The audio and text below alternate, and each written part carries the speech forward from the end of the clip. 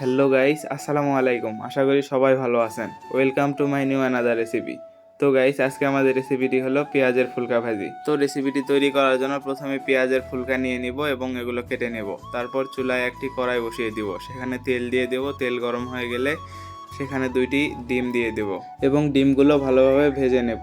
ডিমগুলো ভাজা হয়ে গেলে একটি পাত্রে এগুলো উঠিয়ে নিলাম এবং সেখানে পরিমাণ মতো সয়াবিন তেল দিয়ে আবার পেঁয়াজ কুচি দিয়ে দিলাম। পেঁয়াজগুলো হালকা ব্রাউন করে ভেজে নিয়ে সেখানে কেটে রাখা পেঁয়াজের ফুলকাগুলো ছেড়ে দিলাম এবং সেখানে কুচি করে রাখা আলু দিয়ে দিলাম এবং কাঁচামরিচ, হলুদের গুঁড়া, মরিচের গুঁড়া, জিরার গুঁড়া এবং স্বাদমতো লবণ দিয়ে দিলাম। তারপর গরম মশলা দিয়ে ভালোভাবে কিছুক্ষণ নেড়ে চেড়ে নিলাম। নেড়ে চেড়ে নেওয়া হয়ে গেলে সেখানে ভেজে রাখা ডিমগুলো দিয়ে দেব এবং আবার সুন্দরভাবে নেড়ে চেড়ে নেব।